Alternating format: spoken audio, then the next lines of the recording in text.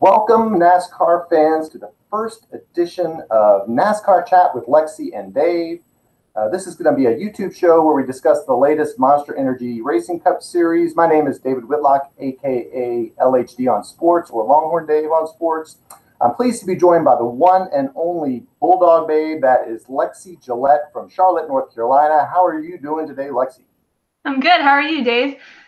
Doing good. I'm down here in Houston, Texas. We have a beautiful day. I know the weather is not so good around the country, but I guess that's not really my problem.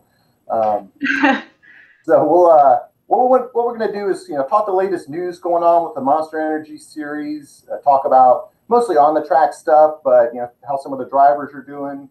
She's really the expert. She's been doing this for 5 or 6 years. I'm just getting into it. So if we differ in opinion, she's probably right, which is a good thing to say anyway.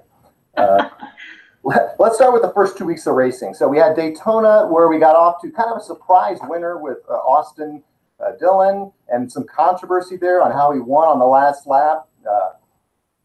And then we went on to Atlanta, where Kevin Harvick just dominated. Starting with Daytona, what are your thoughts on the overall race, and particularly the way Dillon won on the last lap? Overall, I felt like the race was really great. It was a lot of action, a lot of controversy, like you said, and a bunch of just overall great racing. I think this new package is going to be great for this year. The last lap, I got a bad vibe off of it, to be completely honest with you, but I realized that it's just racing. Austin had to do what he had to do to win, and Eric was completely okay with it. He understood that it was the last lap of the Daytona 500. So basically, you have to do what you have to do. It's racing. Yeah, that was my impression. Again, I don't watch a lot of it. There were so many wrecks really in the second half of the race that were just taking out half the field. I mean, when you have the Victor plate racing, it's such tight quarters there. From my perspective, it looked like, he definitely, you have to be aggressive on the last lap, and I get that. And I was anxious to see, and I know we were both following it on Twitter at the same time, what the reaction for Eric Almirola was going to be. Was he going to be angry, as we see some drivers after a race? But he really was apologetic. But your heart bled for him, because he's like, I was leading the last lap of Daytona, and it was, next thing I know, I'm spinning around. And but I think, like you said, that's racing, and it's particularly in Daytona. You certainly, if you're in the top 2 or 3, you got to do whatever you have to do to win, and that's what he did, and he's now a Daytona 500 winner. Yep, exactly right. So moving on to the second week, so we had, clearly watching that whole race, Kevin Harvick had the best car. Maybe argue Brad Keselowski was kind of keeping up with them, but it was really a 1 or 2 person race. Every time Harvick would have a problem, he'd get put in the back. He would quickly get to the front. There was the whole tire strategy, which some drivers like Denny Hamlin tried to do some things a little different. You can tell that really wasn't going to work, but it was kind of a good idea. So what do you think of Harvick so far? Is this his year? He was in the Final Four last year. Do you think this is a year that he might be able to just have the fastest car all year? I feel like that's the case. Yeah. Basically, I feel like he has that one good race a year, like one or 2 good races a year. So maybe last week was that one, and then Phoenix next week will be the second one. He completely dominated last week, and I give him all the credit in the world. It was a great race, and he deserved that win, hands down. Yeah, it was good to see that the best racer that week won the race, and at the end of the day, that's good. Of course, leading into that week, Harvick had a little controversy with Denny Hamlin, who is your favorite racer. I'm kind of a fan too, but not nearly as much as Lexie is. And we've talked offline about it, but we'll revisit a little bit. Was this? I guess it was over. Maybe you can explain a little bit more about what it was, the Adderall comment, or what rubbed Kevin the wrong way, and then whether you think both sides handled it as good as they could. I feel like it was just basically the comment that Denny made about drivers, 70% of the drivers using Adderall. I think it was just a full-on joke. He was just joking around, and people just need to learn how to take a joke bluntly. Right. Sometimes people take it a little too seriously. It's supposed to be fun. It's kind of like any sport. I mean, you see football players trash talking, basketball players trash talking. At the end of the day, They're all getting paid a lot of money to do a sport they really enjoy, and Yeah. sometimes it gets a little fan interest. I'm more of an on the track, on the field fan. I don't like the off the track stuff, but sometimes that's just the way it is because these guys are racing hard, and I do get that there's a lot of adrenaline running through these races when they're going up against each other. A lot of these comments are taken right around the race time. So yeah, like you said, I think it was a joke. Hopefully we move on, and of course the media is going to try to make a story out of it, but yeah. So we've talked about this, and I wanted to ask you a little bit of why you think certain drivers do well on certain tracks. And I'm new to fantasy NASCAR, so I'm trying to pick drivers every week.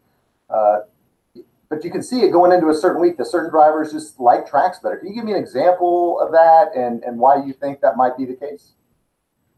I feel like I said earlier, I feel like Phoenix for Kevin Harvick, for example, it's basically his favorite track. He dominates there every time he goes, and he's won multiple races there over the last probably 6 years, I want to say.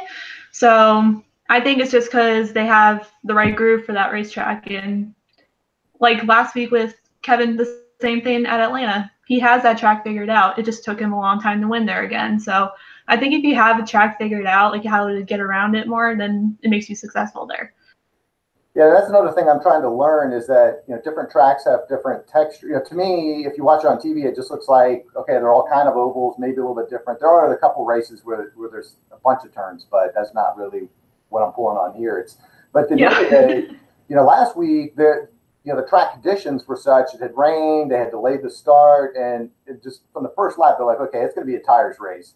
Whoever gets the freshest tires on at the right moment in time is going to have the most success, and you just see the lap times just go down and down. And then, of course, I guess what that would mean is like certain drivers would have different strategies.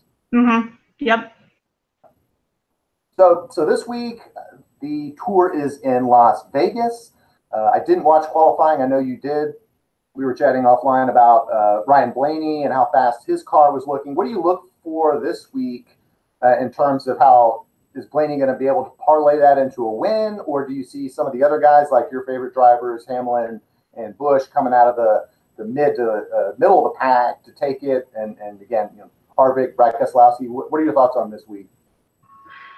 I feel like the Fords are going to be fast for a third consecutive week because, I mean, like you said, Ryan Blaney was just overall the best car in qualifying yesterday. And, of course, I love Denny and Kyle. I hope they win this weekend just because Kyle's doing the triple header, and he won last night in the truck race. So 1 down, 2 to go. But, yeah, I think Ryan Blaney is going to be a big force this weekend just because of how fast he was in practice and qualifying. Like, he topped practice.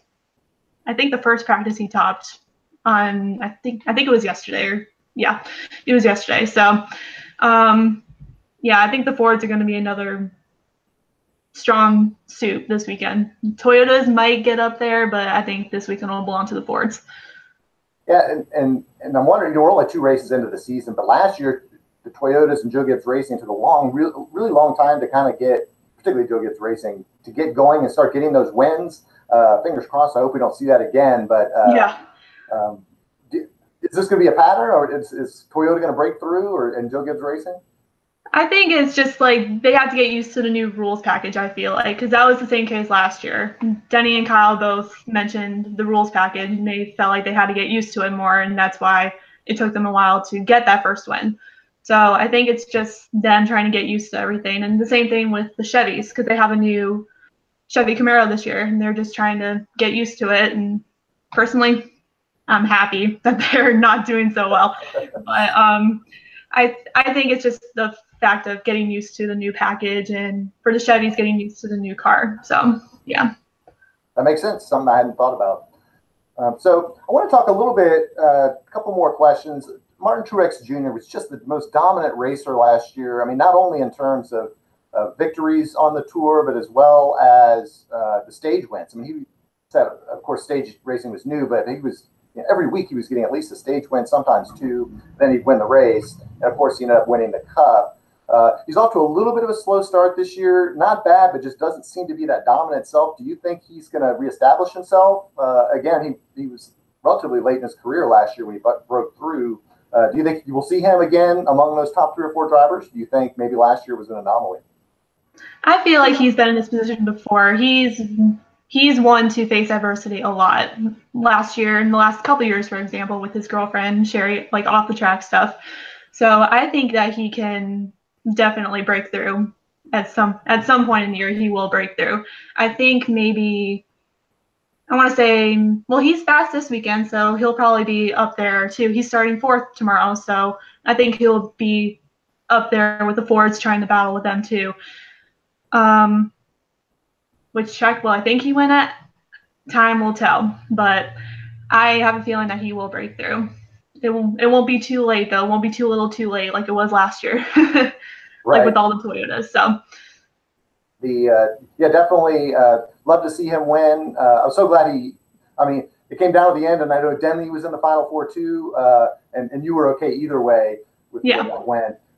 But it can be gratifying to see the car that was kind of the best car all year get the payoff in the end. Since that one race at the end, I mean, you never know what's going to happen, right? You could have a crash, you could have a car problem, one mechanical, one bad pit stop, and you lose the whole season. So yeah, and he did have those issues in Homestead too. He was not the most dominant car. It was Kyle Busch in the last race of the season. Turns out that wasn't enough, and Truex just came at the right place at the right time. Yep, and as you mentioned, with everything going on with his girlfriend, it was just great to see. It was a great moment last year. Great way to end the season. Absolutely. So this has been a great first show. I really appreciate you joining us. We kind of threw this together. We'll see maybe about getting more guests. Do want to give a plug for Lexie and Kelly's blog called Ladies in Black. I put the link on our YouTube, on this YouTube show, so you can get to it. I'll offer you a chance to give any final thoughts or shout outs or anything you want before we log off. I just want to give a shout out to my best friend, Kelly. I love you, boo. Thank you for having me, Dave. Yeah, as I said, this was fun, and I appreciate taking your time, and we hope to kind of do this the next few weeks. And meanwhile, enjoy the race tomorrow in Vegas, and we'll see you guys next time.